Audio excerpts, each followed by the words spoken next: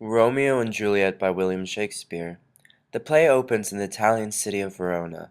The Capulet and Montague families of Verona deeply hate each other. Two Capulet servants see two Montague servants in the street and provoke a fight. Benvolio, a relative of the Montagues, draws his sword and tries to break up the fight. Yet Tybalt, a member of the Capulet, sees this and draws his own sword. The fight gets out of hand when the group of citizens joins in with clubs.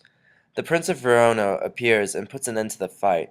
The prince declares that the feud between the families must stop, and that the next person to break the peace will be sentenced to death.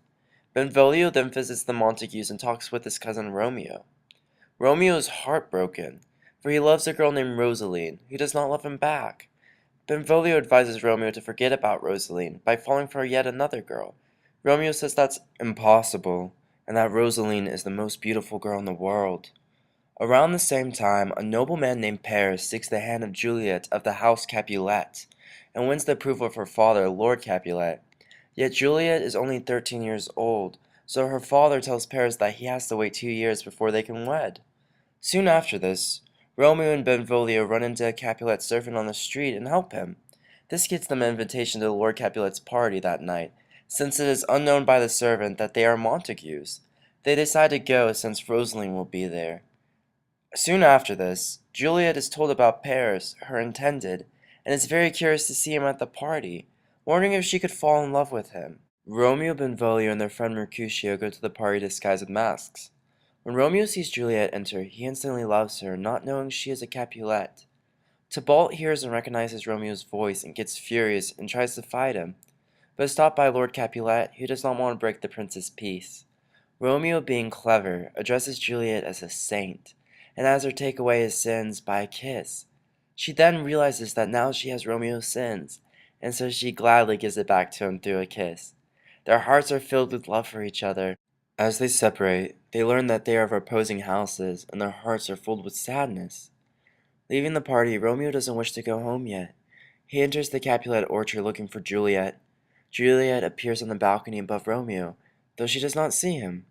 Romeo thinks about her beauty, and compares it to the sun, and that she outshines the moon, and then he banishes the moon, for Juliet is so pretty, it doesn't deserve to be there. Juliet starts talking to herself, wishing that Romeo wasn't a Montague, saying that if he loved her, she would give up her own name. Romeo speaks up, startling Juliet. They declare their love for each other in the orchard, and they plan to meet up the next day. Juliet wonders if things are moving too fast, though. Is she letting Romeo get her too easily? The next day, with the help of a friar and Juliet's nurse, they are secretly wed. They are so happy and plan to meet up that night with the help of the nurse. Shortly later, Mercutio, Benvolio, and Romeo run into Tybalt. Tybalt is still furious from the party and challenges Romeo to a duel, but Romeo refuses to fight Juliet's relative and tries to tell Tybalt about their secret marriage. His friend Mercutio loses his temper, however, and fights Tybalt. Tybalt kills Mercutio. Enraged, Romeo duels and kills Tybalt. He then flees the scene as the prince appears with a crowd. The prince bans Romeo from Verona, declaring if he is found within the city, Romeo shall be killed. Juliet learns of what happens and mourns Romeo's banishment more than her relative's death. She refuses to spend the night of her wedding without him, and sends her ring to him as a token of her love. Romeo sneaks into her room that night and they consummate their marriage. They say farewell and Romeo goes into exile. Lord Capulet is deeply grieved by Tybalt's death, and gives Juliet to Paris to marry early, to restore joy to their house. This makes Juliet very worried, and with the help of the friar, she takes a potion that makes her seem dead, so that her family would put her in a tomb thinking her dead, and when she awakens she can run off with Romeo. The friar sends a messenger to Romeo to tell him about the plan, but he never gets there. When Romeo hears of Juliet's death, he buys poison and goes to her tomb to die beside her. There he sees Paris, who has brought flowers to Juliet's grave. They fight and Romeo kills Paris. Romeo then drinks the poison and dies beside Juliet. When Juliet awakens, she sees her husband dead.